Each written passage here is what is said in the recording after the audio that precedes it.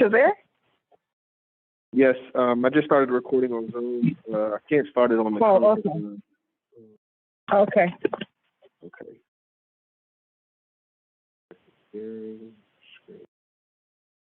Okay, so greetings, everyone. Tonight is December 14th, 2021, 8:12 p.m. This is the Dr. Julius Nairi CBPM Atlanta Division 421 training course that we've opened up to all leadership in the UNIA-ACL, all the divisions and officers. Tonight we will be focusing on, well, tonight's lesson, we'll be reading lesson 11, which is titled Man. We did not do the questions last week, so we've got questions for lessons 9, Diplomacy, and lesson 10, Economy, tonight as well. We did do the reading for lesson 11 last week, just in case we don't have time, but the plan is to go through the questions and then read lesson 11 again. So as always, we start with the pledge to the red, black, and green flag. Black Christian air, repeat after me. I commit my body, mind, and spirit. Commit my body, mind, and spirit To the protection, defense, and security. To the protection, defense, and security of the red, black, and green. Of the red, the black, and the green. I dedicate my life to the redemption of Mother Africa.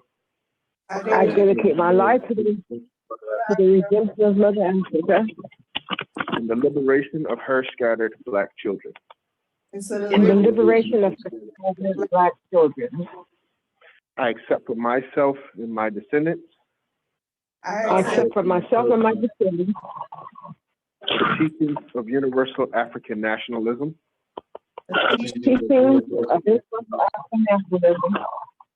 And I promise that our children will be instilled. With the purpose and knowledge of themselves as African people.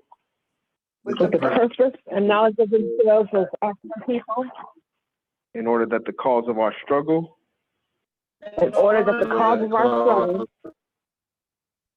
Will neither falter nor fail. Until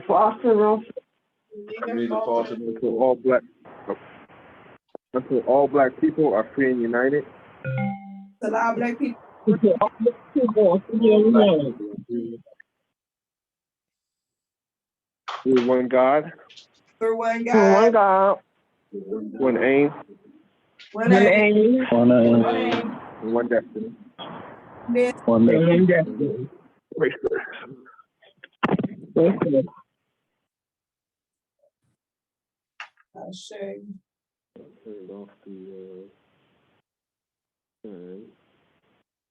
C.I. Bennett, what's your name and what division you representing?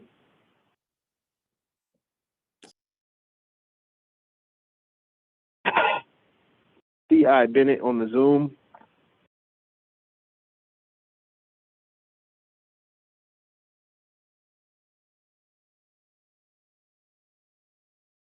Does anybody know who C.I. Bennett is?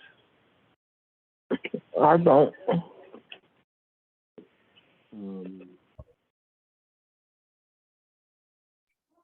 Yes. This C.I. is Bennett, Claudette. what's the name of the... My name is Claudette Bennett, and I'm out of Fort Myers. I forgot what my number is. I'm from Florida. You with? I'm in Florida, Southwest Florida. I forget what division that is. How did you get the? Are you a part of a division? So is this meeting is not for everybody? It's for specific people. I've been a member for 3 years. So is this a specific meeting? This is a meeting for executive officers in the UNIA-ACL. Oh, for executive. Okay, I'll jump off. Thank you. No problem. Thank you for calling in. Who forwarded her that link?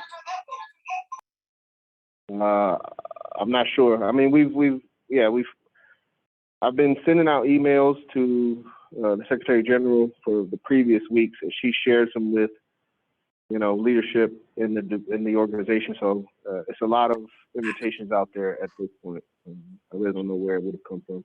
Okay, that CI just had me twisted a little bit. So we're just gonna keep going on. We're gonna keep going. Give thanks for acknowledging that one. Yes.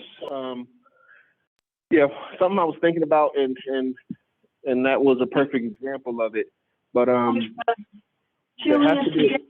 Hold on, can I be still online? Get them on. Mama Mina, your line is, you got a lot of background. Thank you. Okay, I'm cutting it off. Sorry. No problem. But it reminds me of something I was thinking about today on the way up here. But as I've said before, this course is for leadership. It's not for the normal members, and there has to be a distinction between leadership and the normal members, and the discussions of those in leadership and the normal members. So everything that we do here is not for the ordinary membership. And also,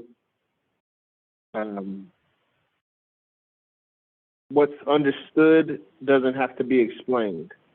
So part of the purpose of this training is, at least from what I'm, from Division 421 Atlanta standpoint, the goal is to have the leadership on the same page, but it allows us to move smoother, quicker, have less discussions and discrepancies, especially in the wrong situations. But if we all are on the same page, especially from a leadership standpoint, we don't have to explain, what we're doing or why we're doing it. It will be understood. So it'll save us some time. And then to get us started, one of my favorite quotes from this course is what Garvey says: the value of knowledge is to use it. So as we're going through this course, we're going through this training, we're developing skills and leadership characteristics. The value of acquiring all of this information and these skills is to use it, and specifically for the benefit of the race. But there's no point in having knowledge or wisdom or even resources, money, cars, and everything if it's not going to be used for, the benefit of our people. If it's not for the benefit of our people, to us, it should be useless. It shouldn't even matter. Okay. But yeah, the value of knowledge is to use it. So we have that responsibility as we go through this course. So we've got 2 lessons to review, lesson 9 and lesson 10. We'll try to go through this as quickly as we can. First question from lesson 9: what is diplomacy? And this is from Garvey's perspective, so I don't want to Google definition, but what does Garvey say diplomacy is?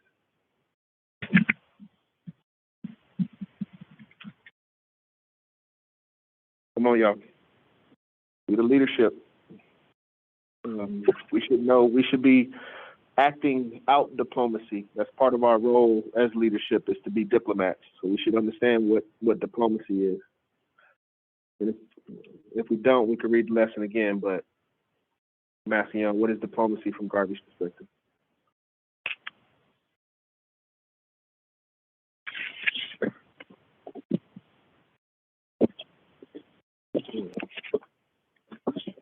Nobody, nothing? Okay. It is. Okay, I'm not going to, go ahead. I hear somebody's trying to say something. The relationship between the nations that they use to conduct business. Wonderful. Like yeah. Excellent. That's yes. That's good enough. That's where I was going. Relationship between nations is a big part of it. Garvey says specifically, I'll jump over to the, Garvey says diplomacy is a word to use to express the peculiar relationship between nations. Diplomacy is a relationship that nations use to conduct their communications or approach in dealing with matters of state and to affect the relationship of a certain nature and between them. It also talks about and ideas expressed to reduce the words and ideas to the level of being the least offensive while they carry out the force of what is to be desired to the maximum. But the main thing, takeaway, relationship between nations. We should not be using diplomacy tactics within the organization, amongst each other. That's the big takeaway. There's a lot of things in here in this lesson. One of them that talks about honesty and lying, but these are things that are from a diplomacy standpoint, not from a organizational leadership standpoint. So, the main thing for that is relationship between nations, is diplomacy. Any questions, comments on that? The one I like to think of it as tactics to get resources for your people. That's what made me think about the nations. That using this energy to get resources for your people is what it's all about from other nations. So that's what helped me remember that's about nations. Well, I mean, it's you're right, Brother Omasius, but it's not limited to just resources. Maintaining peace between nations is also diplomacy, but any type of relationship, whether it's resources, politics, those are the diplomatic portions of leadership. All right, second question. What are two things that Garvey says we must first be in order to be a diplomat? So what are some things that Garvey says that we have to be a diplomat? You can guess if you don't know, but if you want, if Garvey, what do you think?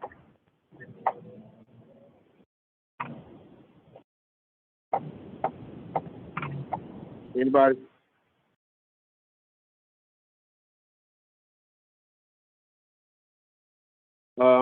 Garvey says that in order to be a diplomat, we must be a very skillful thinker and a psychologist. It's a mental game. It's not a mental game, but I don't want to say game, but it's mental. So you have to be very strong mentally to be diplomat. Number 3, what must diplomats be able to do to safeguard and protect themselves and the interests they represent? What must diplomats be able to do to safeguard and protect themselves and the interests they represent? I don't even know the answer to this one. I just did this earlier today.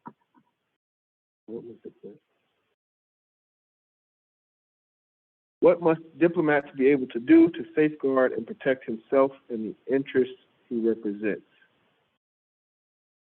I'm going to say lie or something, but I don't know. Okay, so the answer is read other people's minds and intentions. So we got to know, what other people are thinking to an extent.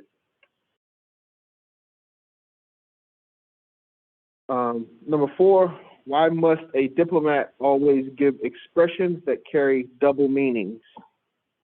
Anybody know that one? To be able to back out at any time? Yes, pretty much. Leave room for misinterpretation. So Garvey says if one expression is dangerous to affecting a good relationship, he can say it was not intended that way. But it leaves room for, it's actually, you're intentionally leaving room for misinterpretation. But again, this is from a diplomat standpoint. So don't try to be doing this in meetings and things like that. But from a diplomat standpoint, we should leave our answers vague so that we can interpret them later or differently later on if we want to. What should we feed our opponent in order to get good results? What should we feed our opponents in order to get good results? I kind of remember this one.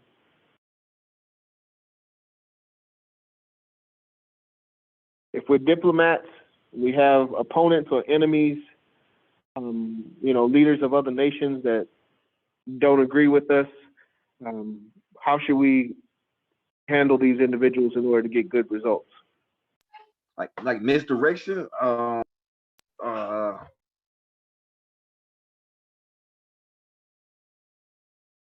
it's in the aspect of kindness. Yeah.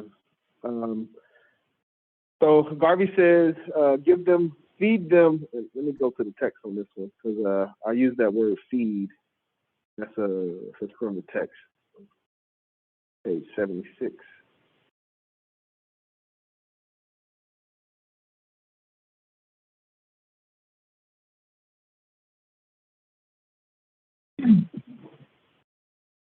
A good way to get good results. A good way to get good results is to actually feed your opponent with good words that mean nothing. And then when you come down to the business part, hold your ground, but still use good and pleasant words to win. So feed them with good words that mean nothing. And he also said that you can give them things that don't mean it. Oh, no, wait. Win them with the perfect smile in the most gentle manner. I know what that is. Yeah, win them with the perfect smile in the most gentle manner. So it's kind of like empty kindness, you know, empty kind words. You're saying the right thing so that if other people hear, you know, they think like, oh, you know, there's nothing malicious in what's being said. But we have to know amongst ourselves that, you know, we may be sounding kind, but this is our enemy, and we don't really mean those words. Are we clear on that? Any questions, comments on that before we go to the next one?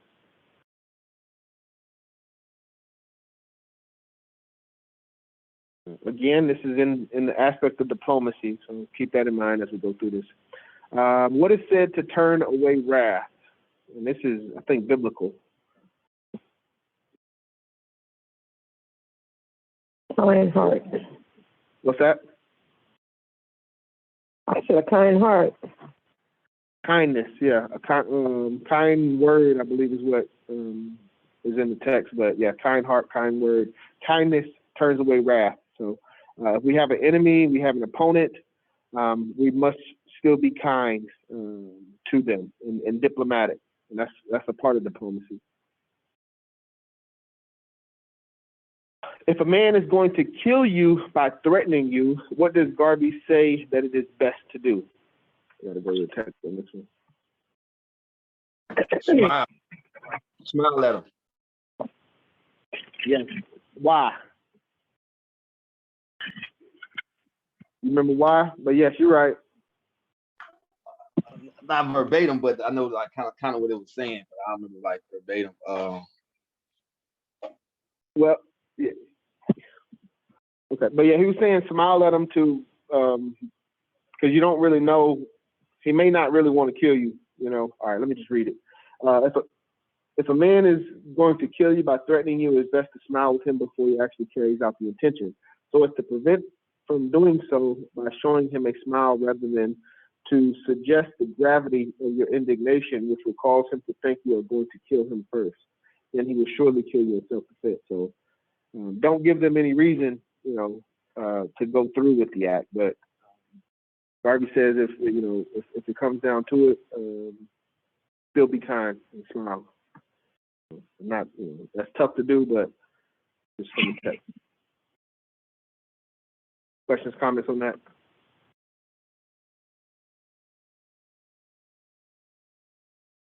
Okay, what does Garvey mean when he says, quote, we should never lose our head? And why does he say that?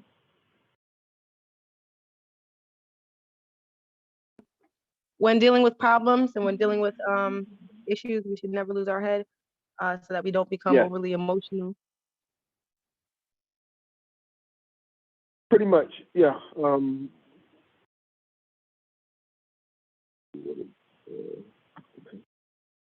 Garvey says you may need your calm and collective judgment to save your life. I just added logical, rational. So we have to stay in our right mind so that we're always making the right decisions. But when we get emotional, we can become irrational and make the wrong decisions. But we have to understand the positions that we're in, and the decisions that we make are not just for ourselves, but for our entire race. So you have to keep that in mind and be responsible. Okay, next question, number 9. Why does Garvey say that morally a diplomat must be a scamp? And, I guess it implies we have to know what a scamp is.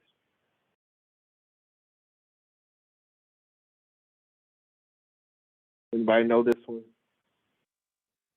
Well, I don't know. In the book, it says something about being a mental twister. So I'm assuming that he's just saying, like, you got to be, sly. You got to be, clever. You got to get through things. Be able to, just be slick and, be like water.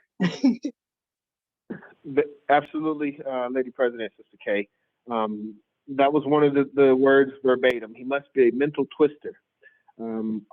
He or she, we are to anticipate the evil ends of other men's designs. The world and mankind are immoral and dishonest in their behavior. We have to adopt such a method to safeguard ourselves and the interest from such design. So the fact that the world is dishonest and immoral means that we have to be prepared for that. And this is what Garvey was saying, was his recommendation. But we'll go into more of it later on. But any questions on that? What does Garvey say? The diplomat must be a scamp.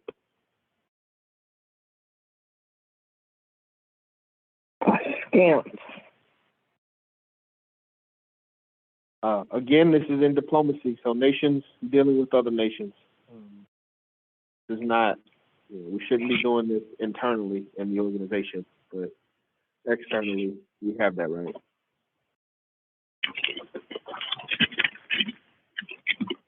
Okay, next question.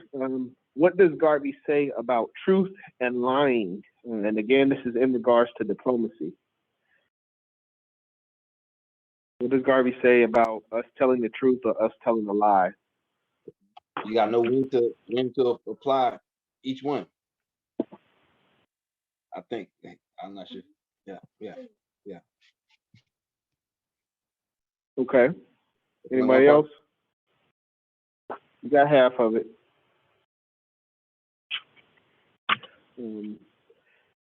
But basically, Garvey says if we have to lie for the cause, then do it.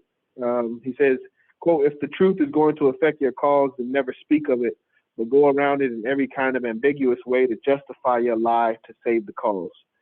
I don't think he's telling us that we should. Well, he's allowing us to lie. I'm not saying that like we should lie, but as he says in the beginning, if the truth is going to affect your cause, never speak of it. So sometimes we have to withhold information in the aspect of diplomacy. I'm imagining that. I'm sorry. Let me just step away.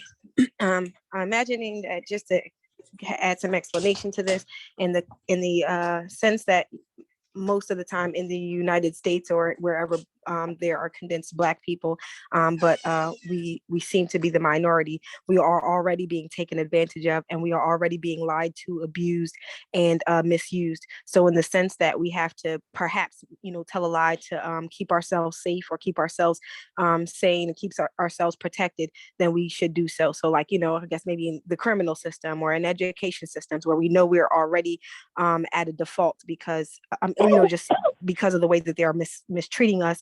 If we have to lie to be able to get ourselves out of something, then that would be, the only, I guess, real reason to lie. But as a Christian, of course, we know that he upholds the truth and being an upstanding person with integrity. And of course, that person is honest. So. Yes. I don't know if I feel like I may have brought up the question and then done the question and deleted it, but there was a question, and it may come up later, but Garvey talks about being a Christian, and he says you can't be a true Christian because if you want me to read that specifics, yeah, there's I'm on that actual page. It says you cannot be a true Christian before the act, but become so afterwards by repentance, which is personal. Right. Yeah, but Garvey was saying if we go out into the world, professing and claiming these principles of religion like Christianity, we'd be taken advantage of. We would be the only ones that would be charitable, and everybody would be taking from us and taking advantage of us. So he's saying realistically, we can't do that, even though that's something that we may practice or profess in private. Okay. Hope that makes sense. Okay, next question. And this one is a little bit, it may be hard to, okay. In regards to our enemies, what should we profess about them and what should we give them? So what should we say about our enemies and what should we give our enemies?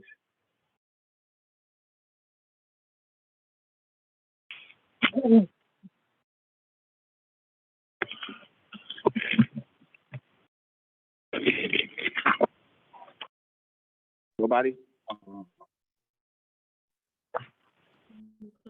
We should profess our friendship for our enemies.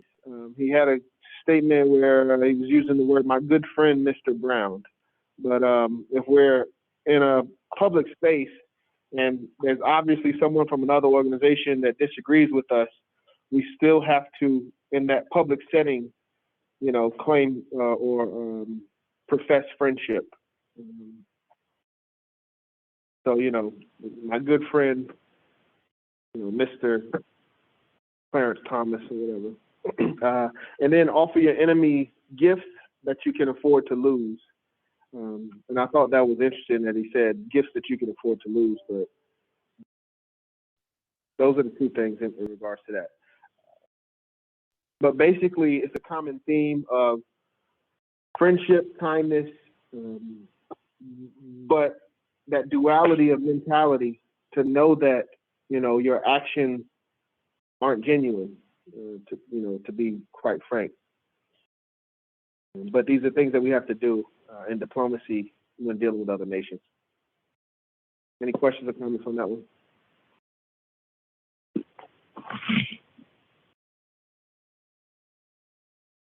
Why should we avoid yes or no answers to important questions?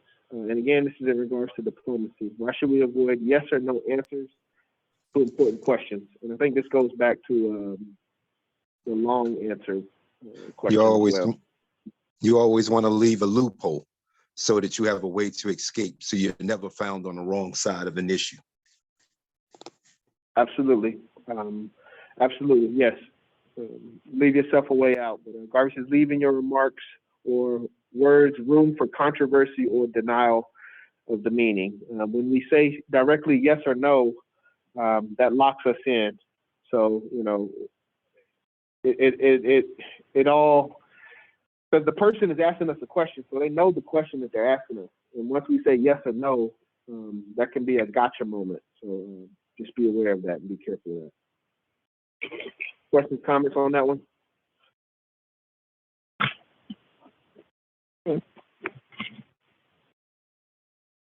What should you offer a man if you want him to talk? Or what should you offer men and women if you want them to talk? Money. What's that? If you want somebody to talk, what should you offer them? You want to get some information? Gifts or something of that nature. What's that? Presents, gifts. You on the right path. Anybody want to help? Short I answer. said money. You said what? Money? Wasn't like short answers? Like I couldn't hear you, brother.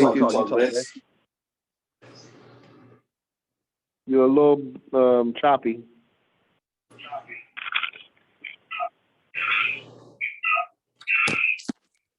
I'm not sure.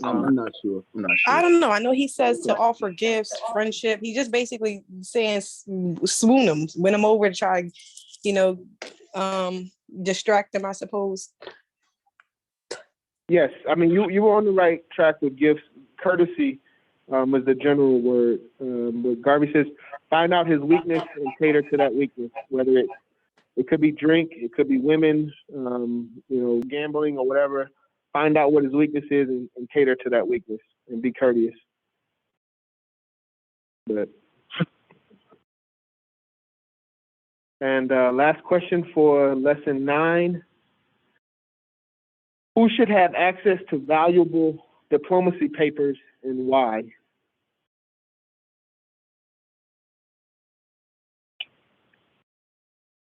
From a membership and a family standpoint specifically, we as leaders, who should have access to our valuable diplomacy papers and why?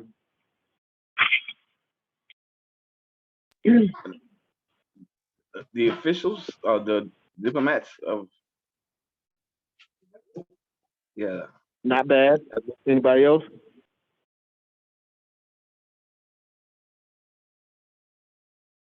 Anybody else? We got diplomats.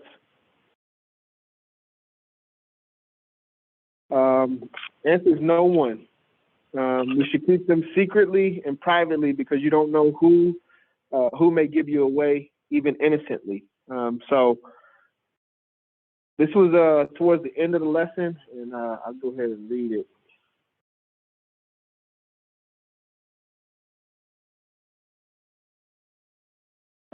He says, never lose your head and divulge anything that would mean trouble for you with the law. The person who has a secret may change his mind about you and turn you in, even after 20 years.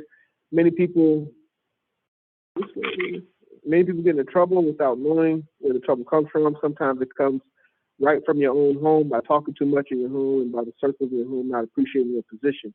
Innocently give the information out to other parties who are interested in you, but probably interested in seeing that the one you have offended gets justice. That's not where it was, though.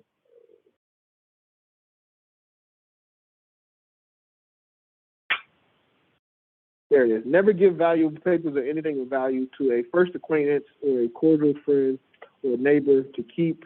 If the documents are very valuable by way of information, don't allow even members of your own household to keep them.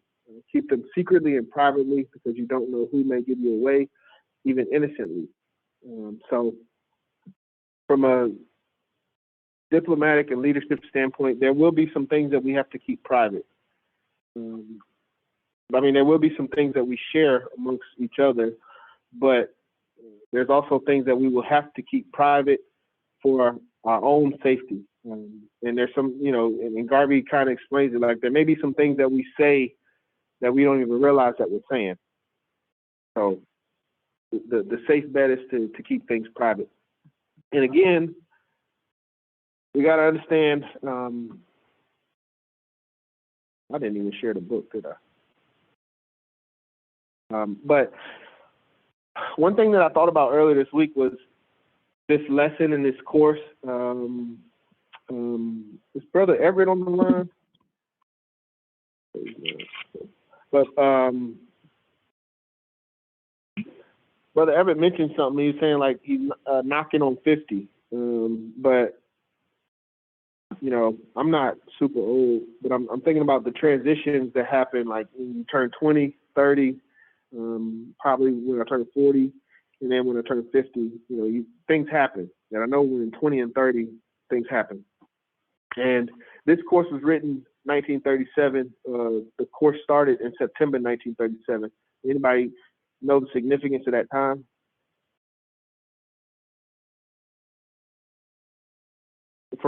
Garvey just turned 50. At that time, he turned 50. Was that during the end of the war?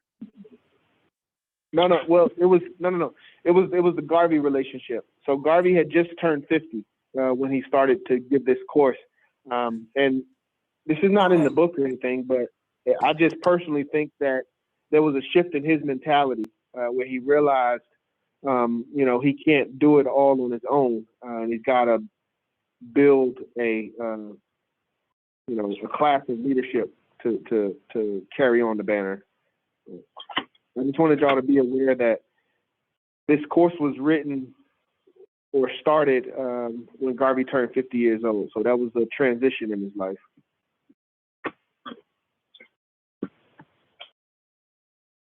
Okay. All right. It is 8:46. I don't know if we're gonna be able to read. We're gonna try, but we'll just go through it. So we'll start lesson 10, and I've got quite a few questions on lesson 10. Trying to get through this, but first question: what type of economy does this subject deal with? What type of economy does lesson 10 deal with?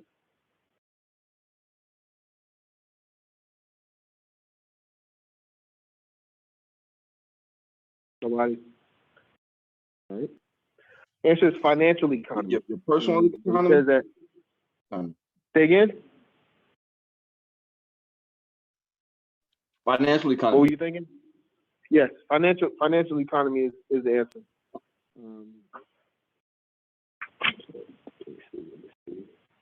I mean, personally, I thought that was the only type of economy, but Garvey wanted to be explicit and how he said that. So there are several kinds of economy, and he says that, but this subject deals specifically with financial economy. So everything that we're talking about in this lesson, financial economy. What side of bargains should we be on, whether it's risk or safety? So it's just a 50-50 coin toss. You know. Safety. Should we be, why, you know? Because you always got to have something to fall back on. Yes, pretty much. Yes, but I kind of want to take my time a little bit with this. So we have to keep this in mind as an organization, and he talks about later on having events and programs. So from a financial economy standpoint, we have to be on the safe side of, he says, of bargains. Yeah, well, I'll just keep it to where he is. He's talking about bargains on this one, so we'll just leave it at that. Any questions or comments on safe side of bargains? Okay, on the safe side of bargains? Yes. Hold on. Oh, I got the book up. Okay.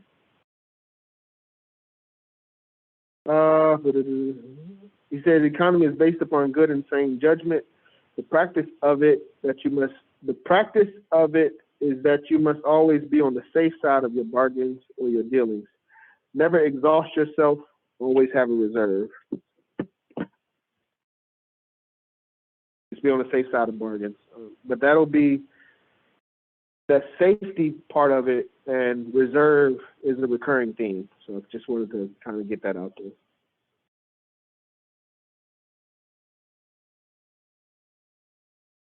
But it just relates to having a reserve and not exhausting ourselves.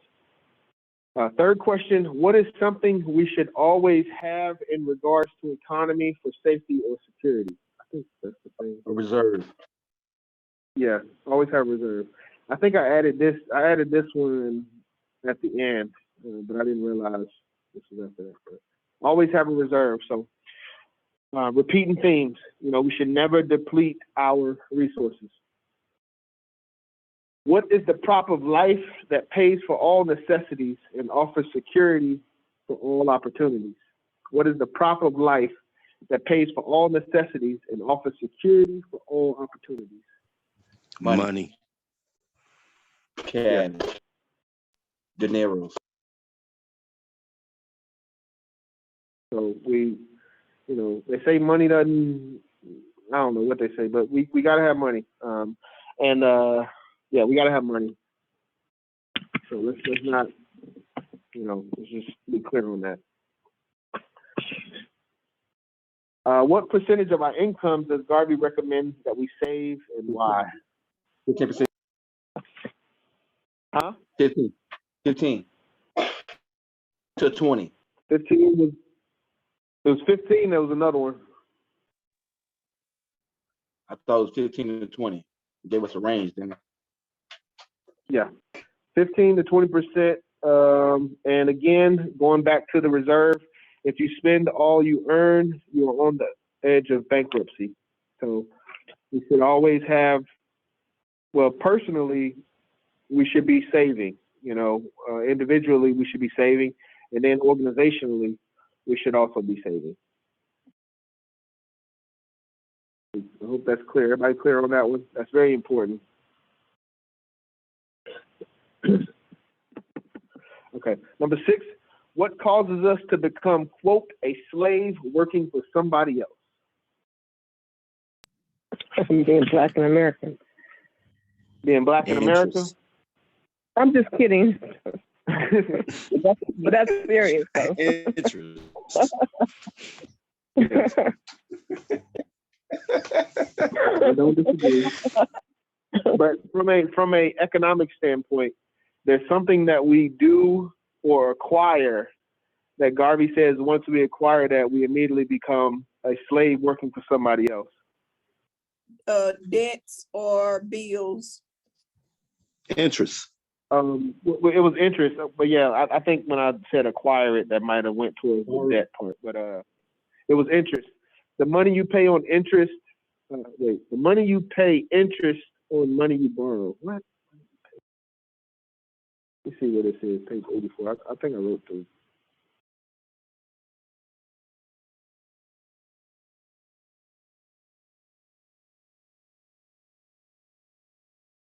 Let me pull this up.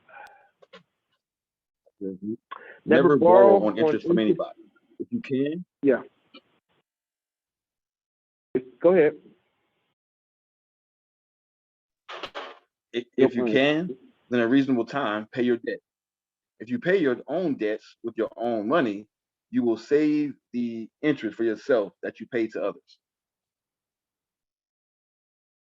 And then the next one.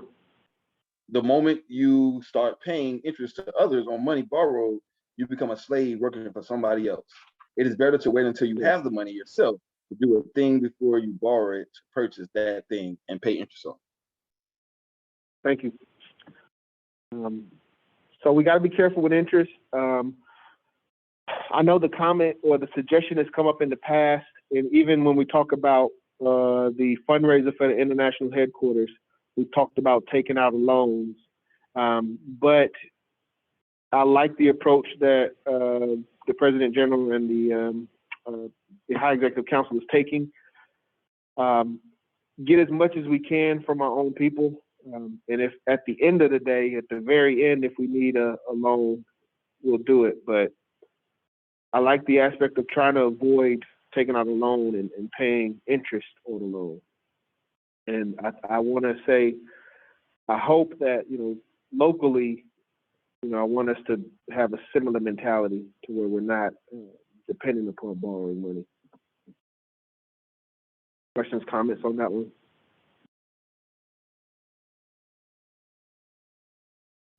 A lot of our people get caught up in these, payday loans and these title loans, whereas they don't read the fine print. And the interest is compounded daily. You may borrow $100, but by the end of the week, you already owe them like $300-400. So you thinking like next week when I get paid, I'm gonna bring them the 100, and all that's doing is just covering the interest on the money because it's compounded each day, not monthly, not weekly. And next thing you know, they come in to snatch your car from in front of your house because you didn't got so far behind. Interest is a horrible thing, and it's also just to throw it out there, that's also like a Islamic teaching that you don't charge interest and you don't pay interest on anything. Mm-hmm. That's right. Yeah, we have to do as best we can to avoid interest, especially from an organizational standpoint. I would encourage us all to do it from a personal, individual standpoint, but that's your decision. And we have to do what we have to do sometimes, but from an organizational standpoint, we have to do the best that we can to avoid paying interest. Okay, next question, number 7. Garvey says, quote, "It is bad business to go into any business without enough blank to run that business. 99 out of 100 cases will fail. So it's bad business to go into any business without enough blank to run that business. What do most people not have enough of to run their business? Capital. Yes. Money. Capital. What was those other ones? Oh, I But said yes, money, but it's the capital. same thing. Capital money, same thing. Yes. And just a heads up, I've got a question later on in the lesson. It talks about the difference between capital and profit. So if you want to look that up, or if you already know that, that'll be a question that's coming. Difference between capital and profit. Okay, next question. If we are organizing an event, what percentage of profit should we expect? And if there's no profit, then what are we taking? So first question, if we organize an event, what percentage of profit should we expect?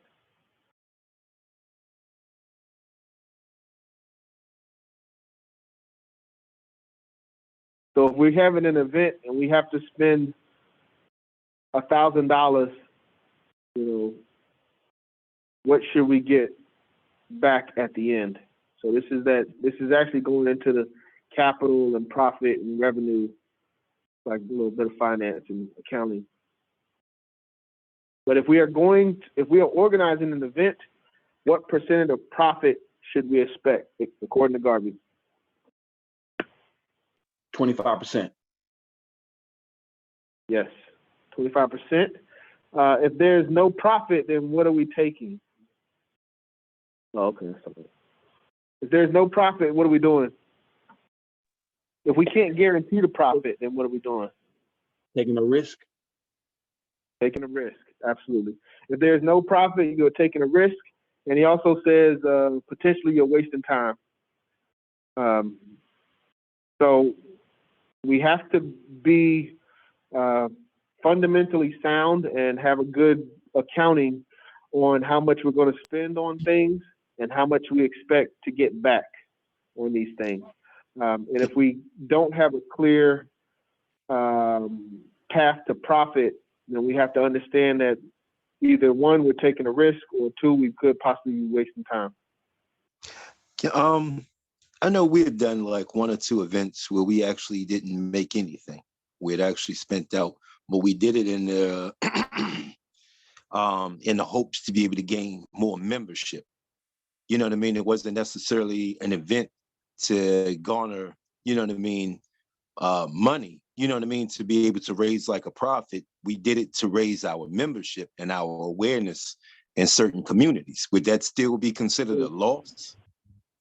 Well, you use the word in there. I'm not saying it's a loss, but you use the word in the hopes. Correct? Right. I would associate that with a risk. Okay, gotcha. So, there are things that, there's nothing wrong. There's nothing wrong with doing it, but we got to understand what we're doing and the fact that we're taking a risk. And from a organizational standpoint, financially, we can't do that long term. We can't keep taking losses financially. So, once or twice a year, we can do it, but that can't be every time we have an event, we're losing money. I don't think that's what Garvey wants from us. Okay. But just to recap that one, Brother Omasius, did you want to read these two? If you are right there, sorry there. Yep. If you're going to address a meeting 100 miles away, first count the cost of railroad fare or transportation to and from, the cost of the meeting, your living expenses while going and staying at the meeting and returning from the meeting, the percentage to pay those who are looking after the meeting, and the prospects of getting a crowd large enough that will meet all these expenses and leave you with a profit of at least 25%. If you profit in it, you're taking a risk, and when you are finished, you will be sorry you went. Okay. Thank you, Brother Macias. Questions, comments on that?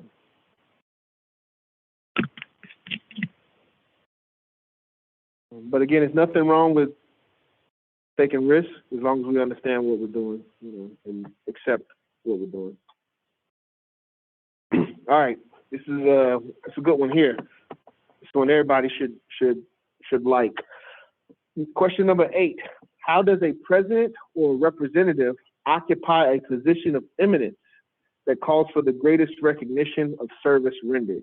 So basically, how do we get recognition and respect from Garvey's perspective as representatives of the organization?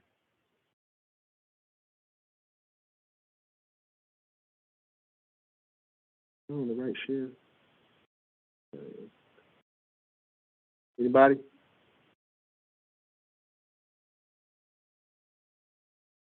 Come on now. This is where we should be focusing. You know, the cream rises to the top. You know, we all want to be the best. This is the process that Garvey says, you know, he used to identify those that were the cream of the crop.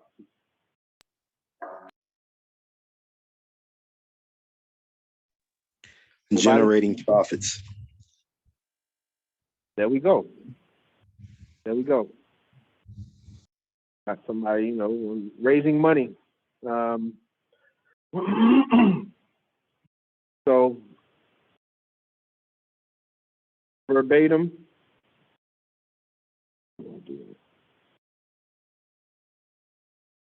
A president or representative who can show that for the whole year he has turned over 500, 1,000, or 10,000 net to the association occupies a position of eminence that calls for the greatest recognition of service rendered. Any questions or comments on that?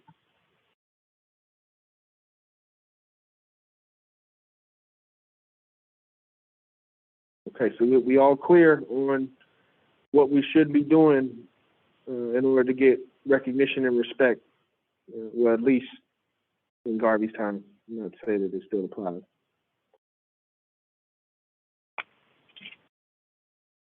Okay, and associated with that question, how are men and women promoted? And Garvey says, quote, "It is the only standard by which you can judge the ability of man." What you do. What does Garvey believe is the only standard by which you can judge the ability of a man? On what you do, your record. Yes. Yes.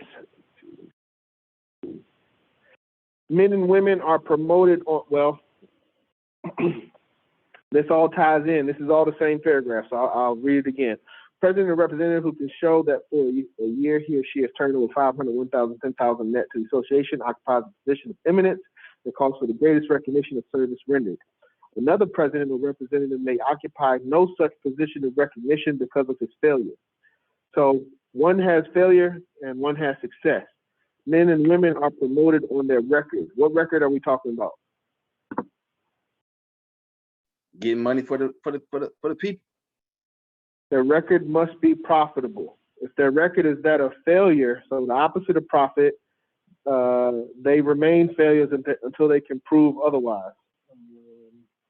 There is no other standard by which you can judge the ability of a man. Always seek to get substantial value for their work because you will never be able to recall them as they move along. So according to Garvey, the standard for recognition and the standard by which you can judge the ability of the man is their record of profit and what they're bringing in financially to the organization.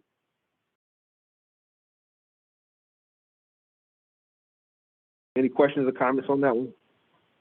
I think that's very important, and we'll make sure that's clear. Because I agree with that. I don't know. I'm gonna have to get my OnlyFans page up, man. These some big numbers. You funny.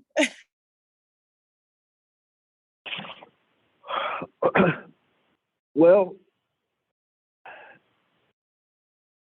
this is from 1937, so the numbers were bigger back then. And again, it's not about, we got to understand this is from a leadership standpoint, so it's not in our current leadership. Well, let me make sure. I got to be careful of how I say this. But there's two ways to give to the organization. One is you can have a few people giving a lot of resources, or you can have a lot of people giving a little bit of resources. Some of our divisions, they have certain individuals here and there that can give, $1,000, $2,000 here and there. So from one person, you can get a large amount. Other divisions, Atlanta specifically, we rely upon a little bit from the masses. So we contribute, as a division, we contribute, let me see, we probably annually to the organization in the 500 range, in between 500 and 1,000.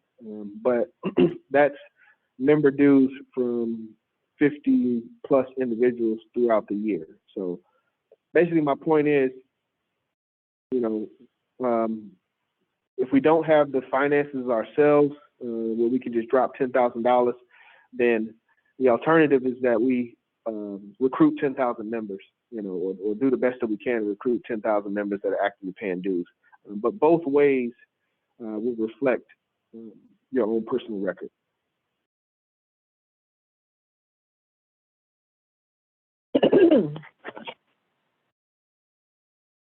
Okay. All right. Moving on to the next question. This is kind of I'll just ask it. When should we pay more for something if we can get it at a cheaper price?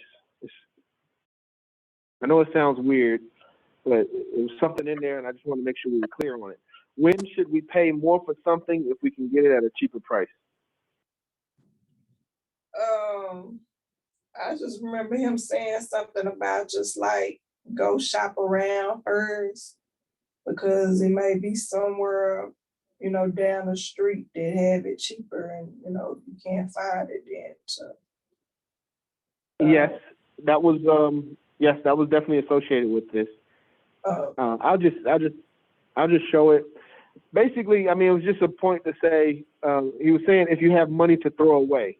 The only time we should pay more for something when we can get it at a cheaper price is if we have money to throw away. And I don't think we've ever been in that position where we have money to throw away. So we should always, as you were saying, look around, shop around, try to get things at a cheaper price or a lower price. But we shouldn't just be carelessly, in my place of business, like we have a rule of 3 quotes, but you got to at least talk to 3 different suppliers and get quotes from 3 different suppliers before you can make a decision. But we shouldn't just get a number, think that number sounds good, and go with it. Shop around, look around, and make sure we're getting the best deal. Is that okay? I'm clear on that one. It's pretty straightforward. Okay, next question. In Garvey's view, what does it mean to give to God? And what does Garvey give as examples of not giving to God?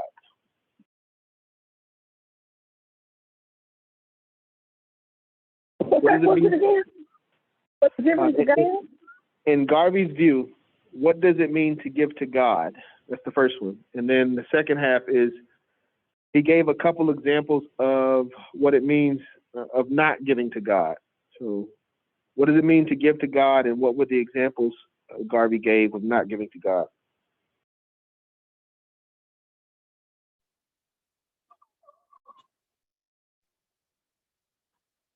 Okay. I gotta move. I know y'all want to work on it, but we short on time.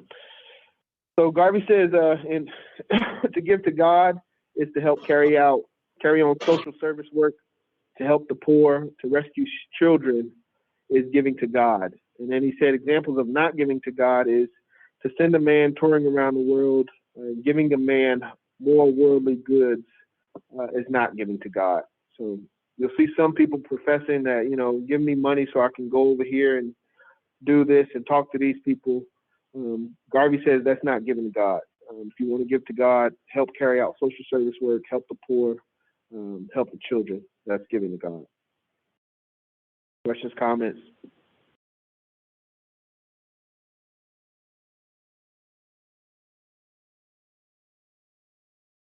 What does Garvey say about buying a new suit? We had a paragraph about buying a new suit. What does he say about buying a new suit versus not buying that suit, I guess. And why?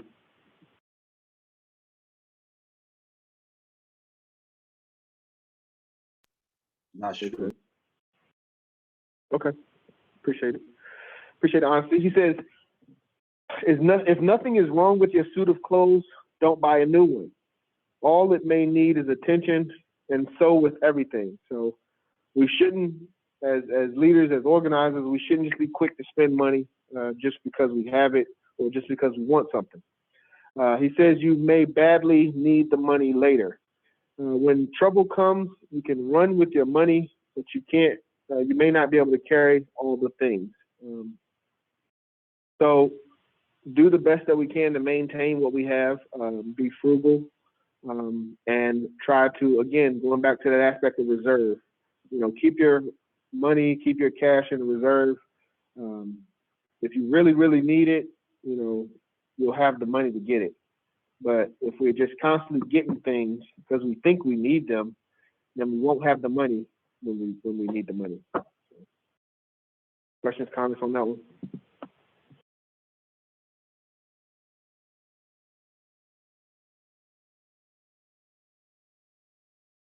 Okay, next question. If we have ambitions to be great, but we don't have the means to immediately do so, what does Garvey recommend that we practice? So if we want to be great, but we don't have the means to immediately be great, what does Garvey recommend we practice?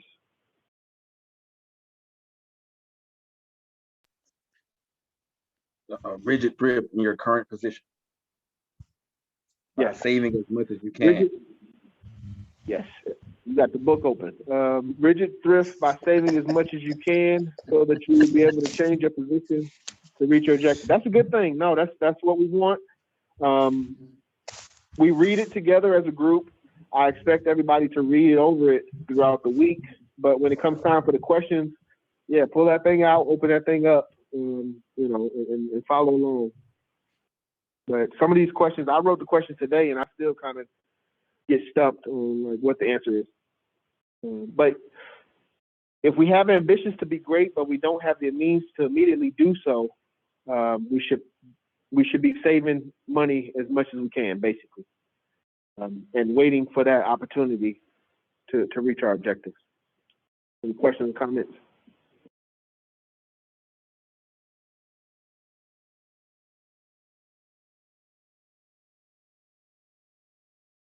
In order to make a profit in a business, what must we do before we get into that business? Due diligence. Learn about it. I heard two that were pretty much right. Due diligence, learn about it. Yes. Knowledge, yes. Garvey says, know your business. Never go into any business that you know nothing about. And I put in here Black Star Line versus Negro World. So when I think about it and look back, Garvey's history was in media and newspapers. So he was an apprentice, you know, from the age of 14, I believe, or he was at least managing grown men at the age of 14.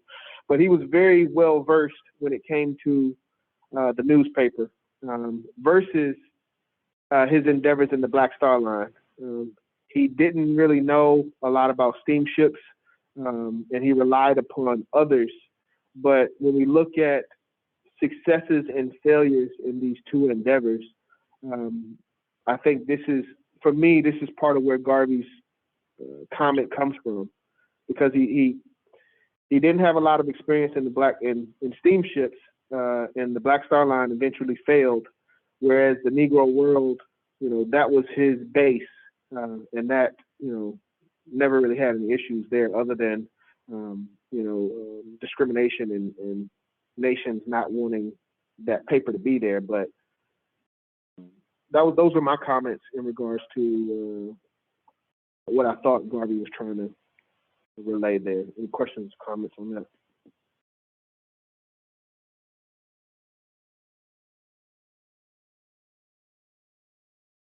Okay, 9:16. I don't know if we're gonna be able to read Man, but we read it last week, so you know we already have it read, and yeah, I'm not gonna go into that too much. But I do want to stay on schedule because I do want to stay on schedule. I didn't plan it this way. I want to show you something really quick.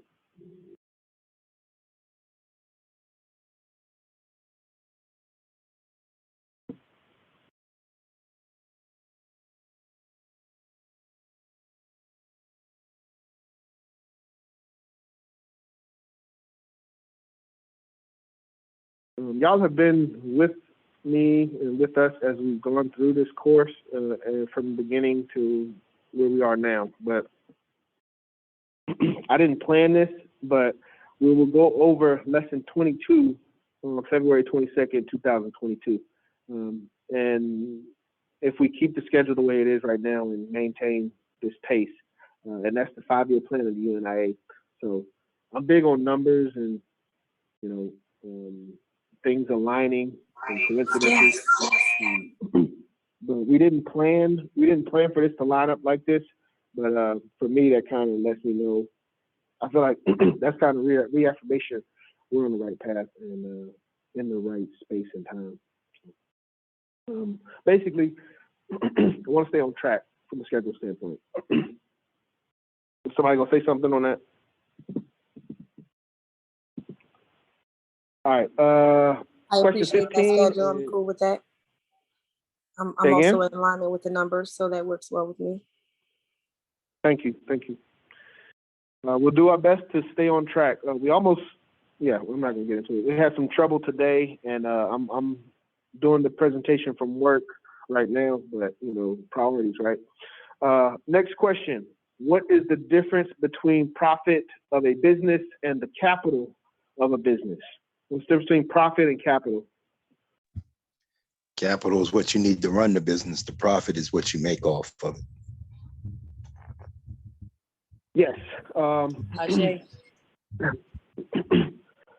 Capital, when I looked it up, it's the initial sum invested. They also talk about money used to make more money. So, and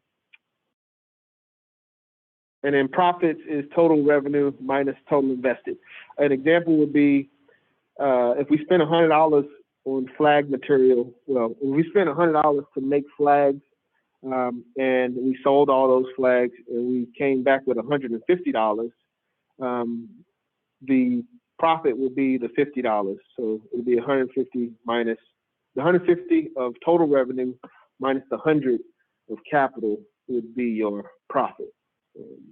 But yeah, capital is the money that goes in initially to allow you to make more money. Questions, comments on that one? Like that. We got some accounting majors in here. All right, and then the reason why I put that question in there was because of this next question. Garvey says that we must live on the profit of a business and not the capital of the business. Why does he say that we must live on the profit of a business and not the capital of the business? If you decrease the capital, you decrease your chances of being successful. Your business is going to go under. Yes, pretty much. The capital is what you use year after year, as you said, to keep the business going.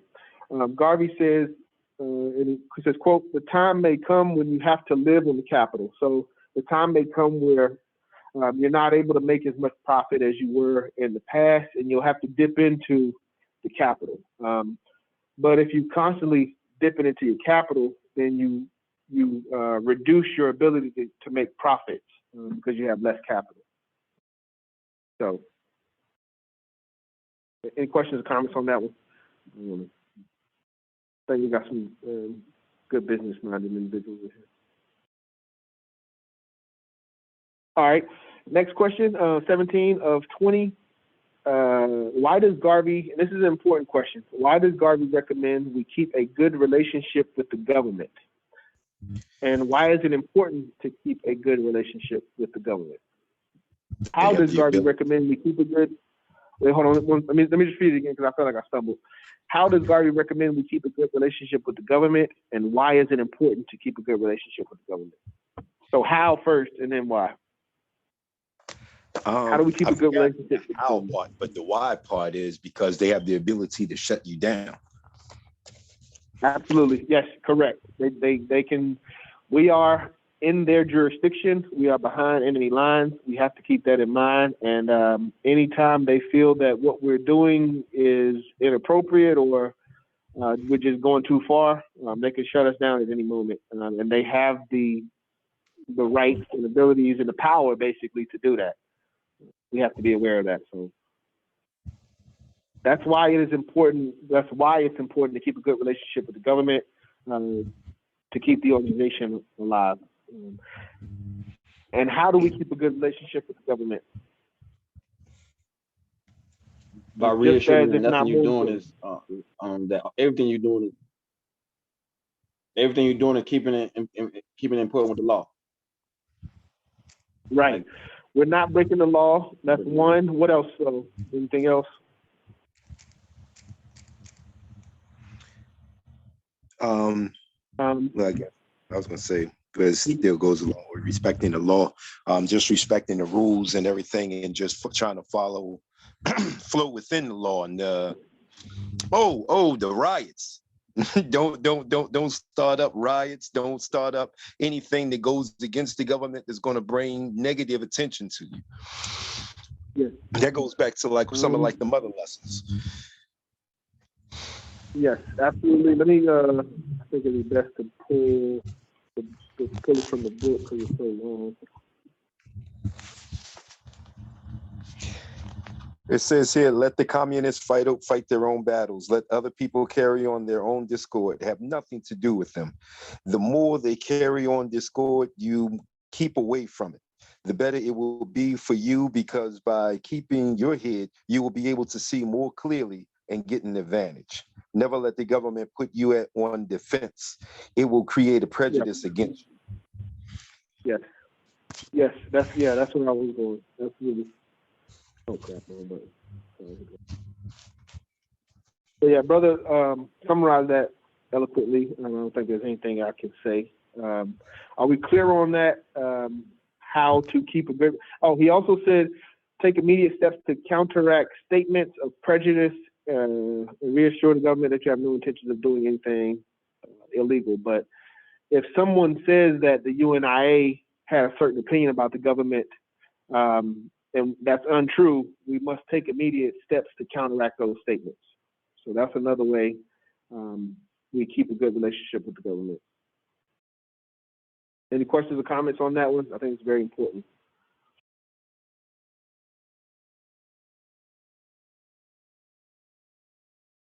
All right, a couple more questions. Number 18, why does Garvey say that we should settle our disputes without going to the law?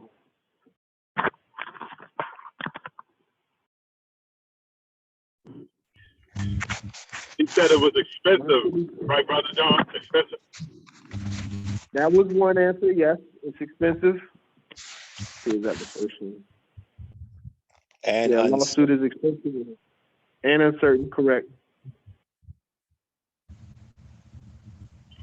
I think he said it was expensive, and you don't want to keep your name up in the court. It'll be bad for you, something like that. I can't phrase it though. Yes, reputation. So he says law is expensive and uncertain. You establish a bad record, and you can easily be searched in the court records. It also causes the government to think badly of the race. So we should try to stay out of court as much as possible, handle our disputes without going to court. I know it's a touchy subject, but this is Garvey's perspective, and I agree with it. As far as how we do that, we just have to be more respectful and cordial amongst each other, so that we don't have to, go to these people just to settle our disputes. Are we clear on that one? We should not be suing each other and taking each other to court. That is not a Garveyite principle, especially white man's court.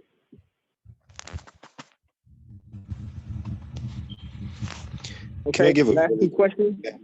And I'm not defending any type of organization, but when we look at for just for the sake of this conversation, like Black Lives Matter, and how a lot of the times in, like, you know what I mean, 80-90% of the cases that you see on TV where riots and everything broke out, you know what I mean, there weren't really too many Black people involved, you know, but yet when people say Black Lives Matter, the first thing that comes to their mind is violence. And you know what I mean? All these people, they go against the law. They just want this, they want this, they want this. And it's not because we're out there committing violence or whatever, or you know what I mean, that they're a violent organization, but their name has been associated with violence through the acts of other people. But it's hard for them. It's one of those things that is going to be hard for them to take off, because whenever they did like a march, whenever they did, violence broke out. Not necessarily because they broke out in violence, but because violence broke out. And what he's saying is that once you get that association on you, you know what I mean? So every time like the UNIA shows up, people like, oh, here we go. These people, they always start problems. They always start trouble. You know what I mean? It's just the way he foreseen that, you know what I mean? Once you get that mark on you, it's going to be very hard to get off. And especially if you're going through litigation, your members are being arrested, your members are constantly in court. You know what I mean? They're searching court records. See, this person got arrested on this such and such day in Philadelphia. He got arrested in New York. He got arrested down in Atlanta. And every single time it was with the UNIA, blah, blah, blah, blah, blah, blah, blah, blah, blah, saying like, just avoid all of it. Just distance yourself from these people. You know what I mean? Distance yourself from any of that, you know what I mean, that's going on, that's going to bring like a bad light to the organization, and people start to look at you. So then they don't even have the grounds or the means to even form, you know what I mean, a negative impersonation of you. I'm sorry if I'm using the wrong word, but you know what I'm trying to get to. You know what I mean? So that they don't have any grounds, you know what I mean, to put you in a bad light or the organization in a bad light. Yes. Yes, you said one of the critical words that I pulled from what you're saying is association, guilty by association. And we are the Universal Negro Improvement Association. We have to distinguish ourselves as different from organizations like Black Lives Matter. But I think that's the problem that, you know, groups like Black Lives Matter go through, is they try to make it all inclusive, you know, and everybody can come in, everybody can join, but then you end up with the wrong type of people, and it makes everybody look bad. So we are similar in respect of our race. You know, everybody within our race can join and be a part of the organization, but there still must be some type of vetting process, and we must still be aware of the representation that each of the individuals, the impact of representation that each of the individuals has on the whole organization. But yeah, guilty by association, I think, is the key thing that came out of what you were discussing. You know, we can either be a part of that or we can set ourselves apart from it. And I think that's what the next question kind of goes into. What type of things should we make the government aware of? So when the government thinks of the UNIA, what type of, it shouldn't be riots, it shouldn't be necessarily Black Lives Matter type mentality, but what types of things should we make the government aware of? Why should the government know us? Like, what actions would cause the government to know us, and what should we be known for? This is all one question. So when the government thinks about us, thinks about UNIA, what things should come to the mind? Talking about the United States government? Yes. I believe he says that we are a law-abiding citizen under the government. We're just a people trying to get our own sovereign government. We're not like, you know, trying to overthrow your government or anything like that. We're just here living, and as long as we're living, we're following your rules, but we're trying to establish our own. I think that, yes. I can't sum it up. Am I close? I know I'm close, but I can't sum it up like you did. No, you're right on, but the thing is, well, you're absolutely right, but that was in a different lesson. From the lesson on economy, I'm asking what programs should the government be aware of that we're doing, basically? Social work to make everybody better citizens. Pretty much, yes. So the government should be aware, when the government thinks of the UNIA, they should think these are the people that are doing social work, they're charitable, they're focusing on education, and we're focusing on public education tending towards good citizenship. So these are all things positive and beneficial to, both nations. So us as well as the government that we're under. So this goes back into question 17 about how to maintain a good relationship with the government. We must be known for charitable educational programs. Questions, comments on that? It's almost like you just say yes, you know what I mean? Yes, sir, no, sir, in front of them. Behind closed doors, when we're in private, that's when we teach ourselves real policies and self-awareness and pride in the race. But on the surface, is everything is just, you know what I mean? Oh, no, we just here to get along. Yes, sir. Now that's diplomacy. Absolutely. Yes, I couldn't have summarized it better, but that's exactly what this lesson is about.